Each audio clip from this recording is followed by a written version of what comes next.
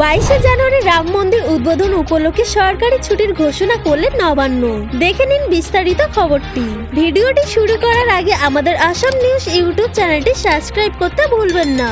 22শে জানুয়ারি অযোধ্যায় রাম মন্দির উদ্বোধন, সেটা আমরা বাচ্চা থেকে বুড়ো সবাই জানি। সেই উপলক্ষে সরকারি ছুটির ঘোষণা সম্ভাবনা কি আদৌ সম্ভব? অযোধ্যায় রাম মন্দির উদ্বোধন উপলক্ষে উত্তরপ্রদেশ, গোয়া, ছত্তিশগড় সহ বিজেপি শাসিত বেশ কিছু রাজ্যের তরফ থেকে সেদিন সরকারি ছুটির ঘোষণা করা হয়েছে, কিন্তু ওয়েস্ট বেঙ্গল খবর এখনো পর্যন্ত জানা যায়নি।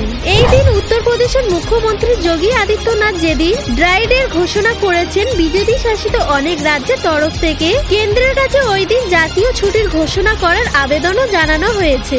যদিও কেন্দ্রের তরফ থেকে এখনো পর্যন্ত এ ব্যাপারে কোনো চূড়ান্ত সিদ্ধান্ত নেওয়া হয়নি যে 22শে জানুয়ারি যেদিন রাম মন্দির উদ্বোধন সেদিনই জাতীয় ছুটি দেওয়া হবে কিনা। তার মধ্যে জল্পনা শুরু হয়েছে, তাহলে কি গোটা দেশে রাম মন্দির উদ্বোধন উপলক্ষে ছুটি দেবে কেন্দ্র সরকার? ওয়াকিবহাল মহলের দাবি, ইতিমধ্যে বিষয়টি নিয়ে আলোচনা চলছে সরকারের অন্দরে। এই সপ্তাহ পরেই রাম মন্দির উদ্বোধন, রামলালার মূর্তি প্রতিষ্ঠা করবেন প্রধানমন্ত্রী নরেন্দ্র মোদী। দেশ জুড়ে নানাভাবে পালিত হবে রাম মন্দির উদ্বোধনী অনুষ্ঠান। প্রতিটি বুথে সরাসরি দেখানো হবে রাম মন্দির উদ্বোধন। তার আগেই রাজ্য জুড়ে ছুটির ঘোষণা করলো উত্তরপ্রদেশ সরকার। মুখ্যমন্ত্রী যোগী আদিত্যনাথ জানান, রাম মন্দির উদ্বোধন হলো বিশ্বাস, খুশি আর আনন্দের দিন।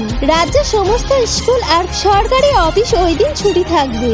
এছাড়াও বন্ধ থাকবে সমস্ত মদের দোকান। ইতিমধ্যে জানা গিয়েছে, রাম মন্দির উদ্বোধন উপলক্ষে পিছিয়ে দেওয়া হয়েছে লখনৌর বিশ্ববিদ্যালয়ের সমস্ত পরীক্ষা। কিন্তু ওয়েস্ট বেঙ্গলের সরকারি স্কুল, কলেজ ও সরকারি কাজকর্ম বন্ধ থাকবে কিনা সে বিষয়ে আদৌ জানা যায়নি। পরবর্তী খবরে আপডেট পেতে আমাদের ইউটিউব চ্যানেলটি সাবস্ক্রাইব করে রাখুন। ততক্ষণের জন্য ভালো থাকবেন, সুস্থ থাকবেন। দেখা হচ্ছে পরের ভিডিওতে।